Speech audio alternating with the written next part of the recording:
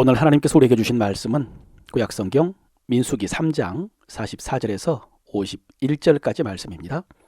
여호와께서 모세에게 말씀하여 이르시되 이스라엘 자손 중 모든 처음 태어난 자 대신에 레위인을 취하고 또 그들의 가축 대신에 레위인의 가축을 취하라. 레위인은 내 것이라. 나는 여호와니라.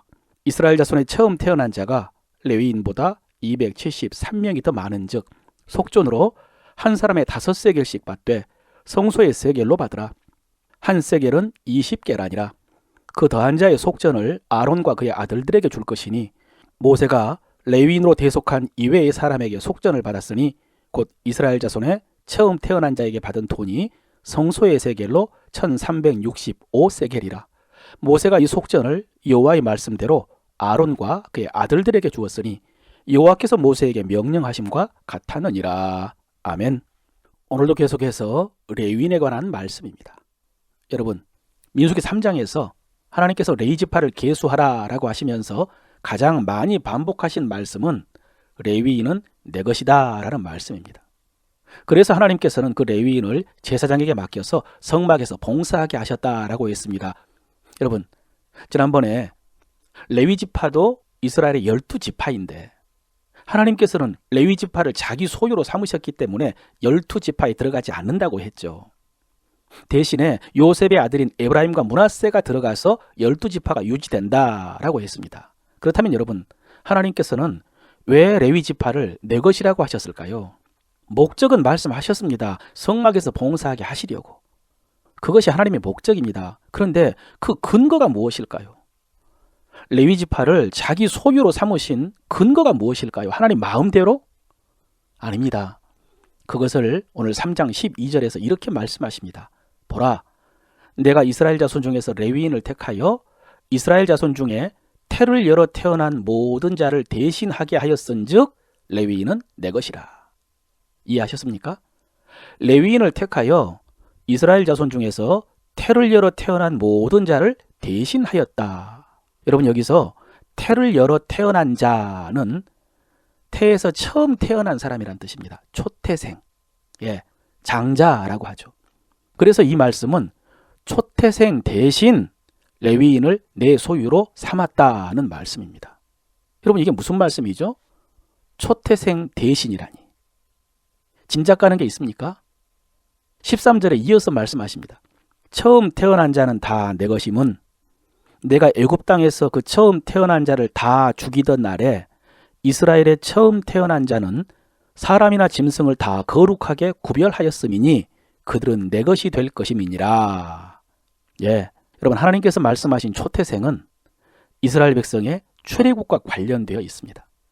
우리가 잘 아는 것처럼 첫 번째 유월절 밤에 애굽 땅의 모든 사람과 짐승의 장자를 죽음으로 심판하실 그때에 이스라엘 백성은 어린 양의 피를 문설주에 발라서 장자의 죽음을 면했습니다. 결국 바로는 항복하고 이스라엘 백성들은 애굽에서 해방되었죠. 근데 여러분, 이것이 끝이 아니었습니다. 하나님께서는 이렇게 죽음을 피한 이스라엘의 모든 초태생들을 거룩하게 구별하여 자기 소유로 삼으셨다고 하십니다. 이것이 하나님의 뜻이고 이것이 하나님의 원리이고 이것이 하나님의 목적이었습니다.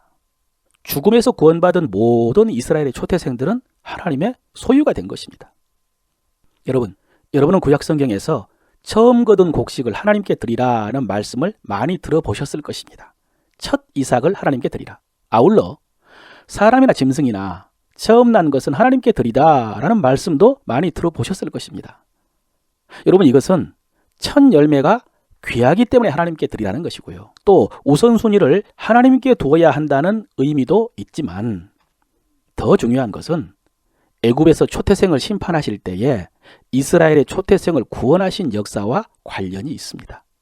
그것 때문에 처음 익은 곡식, 처음 태어난 것은 하나님의 것이고 하나님께 드리라고 한 것입니다. 이스라엘 백성들의 입장에서는 개인적으로 죽음에서 구원받은 것이지만요, 하나님의 뜻은 하나님의 목적을 위해서 하나님의 소유로 구원하신 것입니다. 그래서 이 말씀에 따라서 많은 믿음의 사람들이 큰아들 목회자가 되라 라고 하기도 했고요. 또 그렇게 서원한 경우도 많이 있었습니다. 근데 여러분, 그 믿음과 그 헌신이 참으로 귀합니다마는 오늘 말씀에도 보면은 하나님께서는 초태생을 대신하여 레위인을 택하셨다고 했습니다. 그러니까 꼭 장남을 목회자나 선교사 되게 해야 되는 것은 아닙니다. 대신할 수 있습니다. 또 오늘 3장에도 보면요, 이스라엘의 장자의 수, 그러니까 죽음에서 구원받은 그 장자와 그들을 대신할 레위 지파의 수를 세어보았더니 레위 지파의 수보다 장자의 수가 좀 더 많았습니다. 273명이에요. 그래서 한 사람의 5세겔씩 속전을 내게 해서 아론과 그 아들들에게 주었다고 했습니다. 이렇게 속전으로 대신할 수 있습니다. 여러분, 여기서 중요한 것은 모든 장자를 하나님께 드리는 것이 아니라 하나님의 은혜에 대한 응답입니다. 우리가 하나님의 은혜를 값으로 살 수는 없습니다. 이스라엘 백성이 값을 치루어서 장자의 생명을 구한 것이 아닙니다. 그것은 전적인 하나님의 은혜이고 놀라운 하나님의 은혜입니다. 그러나 거기서 끝이 아닙니다. 여러분, 그 은혜 속에 하나님의 뜻이 있습니다. 하나님의 목적이 있습니다. 우리는 그 뜻을 알고 그 뜻에 합당하게 응답해야 합니다. 여러분, 지금 이스라엘 백성들처럼 여러분이 죽었다가 살아났다라고 생각해 보십시오. 우리 장자가 죽었다가 살아났다. 모든 의사들이 죽는다고 했는데 하나님께서 살려주셨다. 새 생명을 얻은 것이죠. 또 한 번의 인생을 선물로 받은 것입니다. 그렇다면 여러분, 그 새 생명, 그 인생을 아무렇지도 않게 똑같이 살아서는 안 되겠죠. 이제 하나님께 물어야 되지 않겠습니까? 하나님 왜 살려주셨는지, 이제는 내가 어떻게 살기를 바라시는지, 내가 무엇 하기를 원하시는지 하나님께 물어야 하지 않겠습니까? 여러분, 오늘 하나님께서 이스라엘의 장자를 대신해서 레위인을 자기 소유로 삼으시고 성막에서 하나님을 섬기게 하시는 것처럼 우리가 레위인과 똑같은 일을 해야 하는 것은 아니지만, 그러나 정신과 의미는 똑같습니다. 하나님의 은혜에 응답해야 됩니다.